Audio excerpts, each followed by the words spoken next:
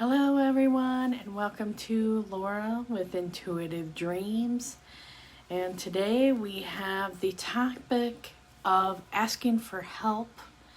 Sometimes it can be difficult, we want to, especially when you're someone that is used to giving to others or taking care of other people. We'll see this a lot with people that are caretakers or, even wives and things. Taking care of their family is very important, but it's always important to make sure that you're receiving in equal amounts as much as you give out. Today is August 14th, and is it hard to ask for help? That's our topic. Are you afraid that you will burden others if you ask for help? Are you more comfortable with giving than receiving? It's a rewarding practice to balance these two abilities. Growing up, many of us felt unsafe when we requested assistance. Why? Perhaps you didn't want to add to your parents' distress, or you believed your needs were unimportant. But now experiment with moving beyond your comfort level and allow loving people to give to you. So now it's your time to receive. Let a neighbor pick up some fruit for you at the market. Ask your son to water the roses. Request emotional support from your partner when you're sad. Receiving also means taking in the energy of nature and spirit.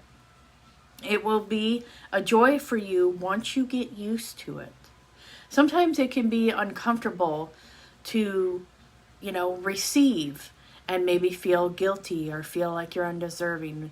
Sometimes those things, stem from childhood, and then we need to work through them now so we can be more abundant. Finding your voice to ask for support is equivalent to finding your power. Otherwise, you may become exhausted, anxious, or feel like a doormat when your basic needs remain unmet. And now setting the intention, I will practice reaching out for help, even if I am reluctant to do so. I will allow myself to receive. I want my relationships to be balanced and whole. And this makes me think of,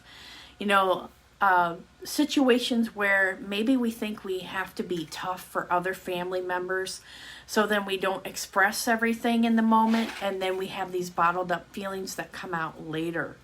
Sometimes it could be like an explosion and you don't realize, hey, I'm yelling at my family and they just asked a question. So sometimes you got to do a mental check-in and be like, okay, what's happening with me?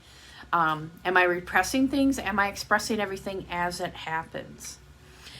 Now for the mini card reading, I'm going to share with you guys something I'm very happy about. My card deck came in. This is my second deck. The first one is Messages from Your Animal Friends Oracle. So that's connecting with your pets, because I felt like people need to get in touch with their animals. Like there needs to be more card decks for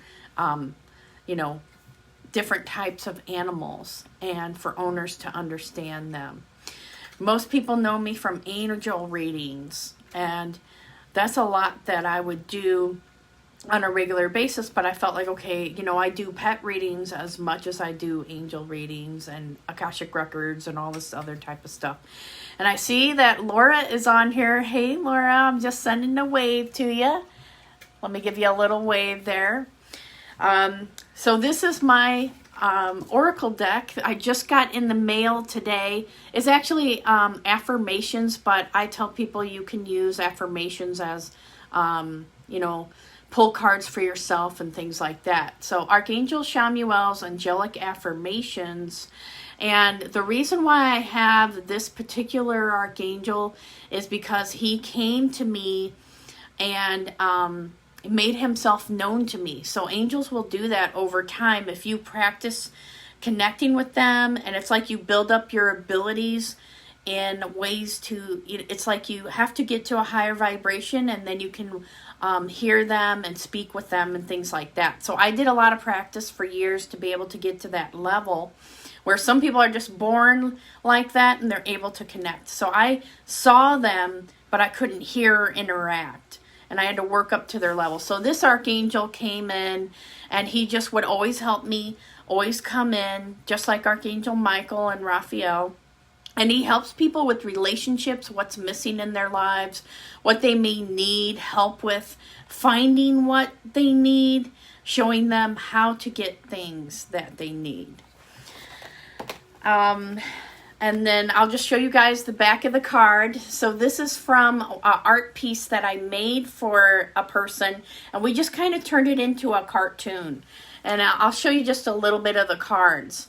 So with these cards, a lot of it is pieces from artwork that I made. Some of it is from the pet deck, and some of it I have my favorite artists. Like this is my idea. Salvador Dali is one of my favorite artists and influenced me. So Salvador Dali is in here.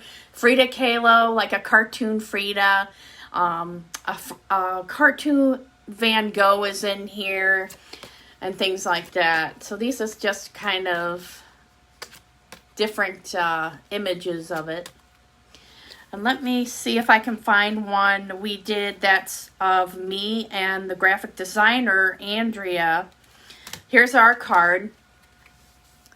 And so I decided, why not put us on there as cartoon characters? And then put our names on there so people know who they are. Because she helped me. She's like my main reader. Like I'll go to her for help and things like that. And this one, they said to go ahead and use this one for our topic, one of our cards. And and this is connecting with how the cards work is you connect with Archangel Chamuel, and he blesses the deck. And then we connect with our higher self, which is our highest angelic version of us that is still in heaven. It's kind of like our higher angelic self is watching over us, guiding us, that knows everything while we're going through this human life. Divine higher self, thank you for guiding me on how best to encourage and motivate others to be their best selves. Help me to see what they aren't able to, and guide them past their stuck beliefs into the truest, greatest manifestations of themselves. So that's this one. And as you do I made these cards so that it's like a prayer and you're calling that energy in. So you may feel uplifted if you may go through, if you get the deck, you read the whole thing and you'll feel uplifted. But you can shuffle it and say, what do I need to know today? And then pull a card, or what is important for me to work on, or you can do that for other people. There's a couple different things for this. So now I'm going to knock on it and see. I'll put the cards over my heart and just kind of pause for a moment. And let's see, what is the other card? So we have Divine Higher Self. Thank you for bringing in soulmates that are pure love and not lessons. And I decided to make this card because, as you can see, I do a lot of love readings. People always want to know, where's my other half? When will my soulmate come? Okay? When will my twin flame come? When is this going to happen? When is that going to happen? And usually, most of the time, the soulmates are to help you work through problems and issues. And if you work through that, then your relationship may thrive. But sometimes those are one of the most difficult things to do. So this one is exactly about bringing people in that are just love and not lessons that you have to solve or work through. They told me to pull one more, one from the bottom. So we have Divine Higher Self. Guide me in my dreams tonight to learn and grow into the best version of me. A lot of times in working with angels, they'll tell you, when you go to bed tonight, call on your angels and me and God and ask to go, come to heaven and work with me. Ask specifically to go to my healing chamber, whatever the case may be. And so when you have angels working with you, you will get change, but you have to be dedicated to it. And, and working with them, they pushed me beyond my limitations and barriers, and they made me uncomfortable. But it was all for my benefit and my growth. And at the end, it was like it made me a better person. So I love working with the angels. I always ask, tell everybody, call on your angels when you go to bed, call on your guardian angels. And they telling me to tell you guys again, that it's not important to know their names, that sometimes they don't share names, or they'll tell you make up a name and we'll go to that name. Because I feel like sometimes they may, their names are kind of private, or it's like they want you to focus on what you need to do and not so much on who they are and what they look like, more of like the messages that they're giving to you. Because I've seen them and they're amazing. Everybody's good looking. Everybody is gorgeous. And so people can just be like this when they see them. Oh my.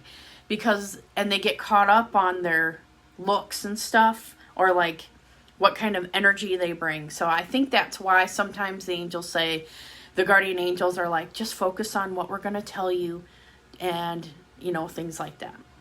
So it just varies from each situation. And I feel like that's all I want to talk about right now. I'm going to go ahead and stop here. So you guys have a good night and take care.